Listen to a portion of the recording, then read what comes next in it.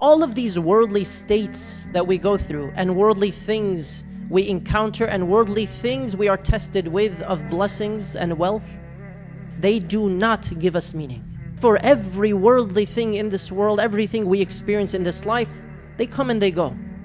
They're impermanent, they are temporary. Approximately 7 or 8 years ago, I received a message from a college student who had just entered law school. And her message, to summarize, she said her entire life was about getting into law school. Her parents emphasizing for her to have this amazing, remarkable career. Her friends all on the same track, some in law school, medicine, other fields as well. She studied really hard, she made it into the program she wanted, and then she was caught cheating on an assignment and threatened with a suspension, or rather, an expulsion. She would be expelled from the program if the investigation went through and she was in fact concluded to have been cheating, and she would be basically expelled from the school with some marks on her academic record. So she can't apply again, she can't get into another law program. She said, I feel up to this point that everything about my life was to have this career. And now I feel like my life has no meaning. I feel like I have no purpose. Everything that I identified with is gone. What am I supposed to do with my life? And my friends are all continuing, my family, it has expectations. This is what I felt defined me. And now I feel like I have nothing. And it's very interesting when these types of questions arise, and they are common.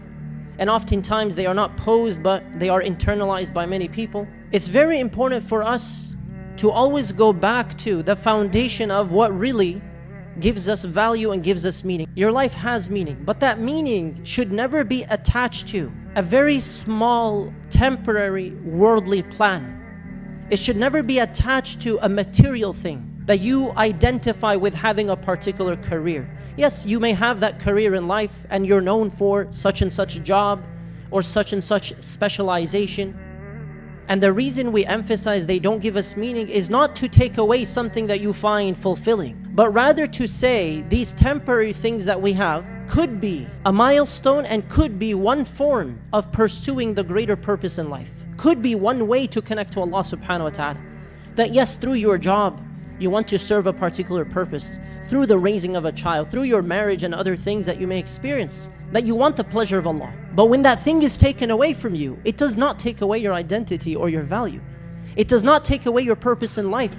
So for someone who believes in Allah subhanahu wa ta'ala to think, now what is my life worth? Now what value do I have? Wallahi, you have the most noble value. And the most beautiful thing about this value that you have and this purpose and higher calling that you have is that it cannot be taken away from you. It's a choice that you make. It's not a material thing. It's not your job or your studies. It's not your marital status. It's not a child or no child. Those things give us fulfillment and they are blessings from Allah and they are trials. But as we all know, they are temporary things as a part of our journey in this life. And it's okay and encouraged to pursue these things for the sake of Allah. But do not attach your entirety of value and self-worth and purpose in life to these things, because at times when these things are taken away for whatever reason, you should not then think and say, I have no purpose and my life has no purpose anymore. Wallahi, your life always has purpose, but you have to fulfill that greater purpose. And really, when we take a step back, we all know as believers, when you take a step back and you look at the larger circle of life, the entirety of your life really is for Allah. The entirety of why you exist should be for the sake of Allah. So what gives life meaning is what Allah subhanahu wa ta'ala, from His mercy, out of His mercy, told us about. Not only is it your natural disposition, your fitrah, to know that it's not about physical or material things or desires, but Allah subhanahu wa ta'ala, out of His mercy, created us as human beings with free will, with a trial, and sent a messenger, sallallahu alayhi wasallam, and a message that is timeless and preserved until the end of times, making it so simple and clear a young child can understand it, making it so simple and clear you can always reflect on it. I exist, we exist for the sake of Allah. وَمَا خَلَقْتُ الْجِنَّ وَالْإِنسَ إِلَّا لِيَعْبُدُونَ.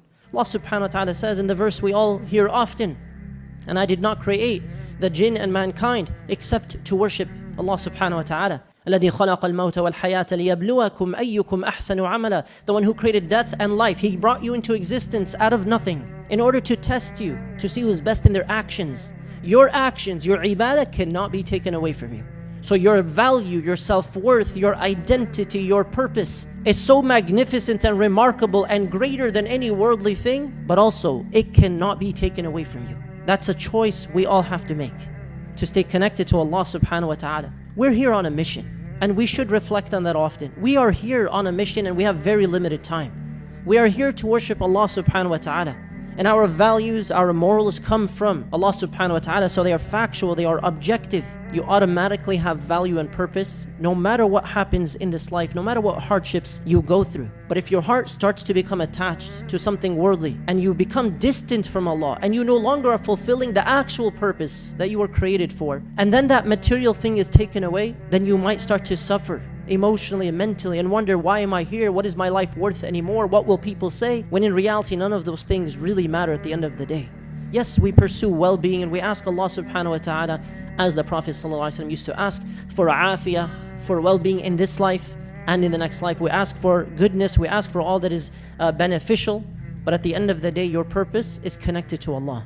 Abdullah bin Mas'ud radiyallahu anhu, he says, there is no true comfort or rest, raha, for the believer until he meets Allah. Yes, this life is difficult. Yes, this life requires a lot of striving, but there's a lot of good we have to focus on.